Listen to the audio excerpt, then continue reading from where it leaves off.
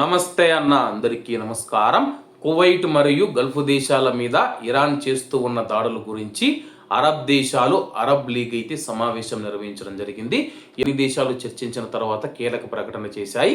వివరాల్లోకి వెళితే కువైట్ మరియు గల్ఫ్ ప్రాంతం అంతటా పౌరులు మరియు కీలకమైన సౌకర్యాలను లక్ష్యం చేసుకుని ఇరాన్ చేసిన కొత్త దాడులను అరబ్ లీగ్ తీవ్రంగా ఖండించింది.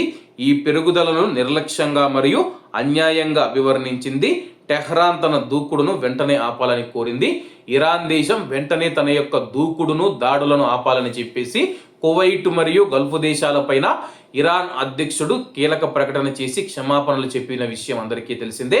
మేము దాడులు ఆపేస్తున్నామని చెప్పేసి, దాడులు ఆపేస్తూ ఉన్నామని చెప్పేసి తిరిగి మళ్ళా దాడులు ప్రారంభించారని చెప్పేసి, అలాగే దీనిపైన Arab League secretary general Ahmed Aboul గారు మాట్లాడుతూ కీలక మౌలిక సదుపాయాలు మరియు ప్రజల ప్రాంతాలపైన ఇరాన్ దాడులు సంఘర్షణలో పాల్గొనని దేశాలపైన దూకుడుగా ఉన్నాయని, ఇటువంటి చర్యలు ప్రాంతీయ స్థిరత్వాన్ని మరింత ప్రమాదంలో పడేస్తాయని చెప్పి ఆయన హెచ్చరించారు. ఈ దాడులు గల్ఫ్ దేశాల మధ్య శత్రుత్వం మరియు ఆగ్రహాన్ని మరింతగా పెంచే తీవ్రమైన వ్యూహమని చెప్పేసి అబోల్ గైట్ గారు నొక్కి చెప్పారు. అరబ్ లీగు ఇరాన్ ఉద్రిక్తతకు సంబంధించి పరిణామాలను నిశితంగా పరిశీలిస్తుందని తెలిపారు. పౌర ప్రాంతాలు మరియు మౌలిక సదుపాయాలను లక్ష్యం చేసుకోవడం అంతర్జాతీయ చట్టాలు నిబంధనలను ఉల్లంఘిస్తుందని చెప్పేసి, మొత్తం ప్రాంతం యొక్క భద్రతకు ముప్పు కలిగిస్తూ ఉందని చెప్పి ఆయన పునరుద్ఘాటించారు.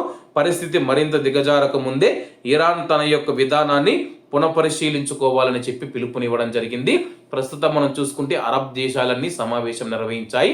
కువైట్ కావచ్చు, లేకపోతే యుఏఈ, సౌదీ అరేబియా, ఒమన్, లేకపోతే ఖతారు, అన్ని దేశాలు, బెహ్రన్ మరియు అలాగే అరబ్ దేశాలు ఈజిప్ట్ కావచ్చు, ఇతర దేశాలు ఏవైతే ఉన్నాయో జోర్డాన్ కావచ్చు, అన్నీ అయితే ఒక సమావేశాన్ని నిర్వహించి ఇరాన్ దాడులను మేము ఖండిస్తూ ఉన్నాము, అలాగే తీవ్రంగా ఖండిస్తూ ఉన్నట్లయితే ఆయా దేశాలు తెలపడం జరిగింది. అరబ్ లీగు కువైట్ మరియు గల్ఫ్ దేశాలపైన ఇరాన్ దాడులను తగ్గించుకోవాలని, అలాగే ఒక ప్రాంతంలో స్థిరత్వం మరియు శాంతిని నెలకొల్పాలని చెప్పి కోరడం జరిగింది. మరి ఇరాన్ దేశం ఏ విధంగా స్పందిస్తుందో వేచి చూడాల్సి ఉంది. కాబట్టి అందరూ బాగుండాలి, అందులో మనం ఉండాలి. అందరికీ నమస్తే అన్న, జై హింద్.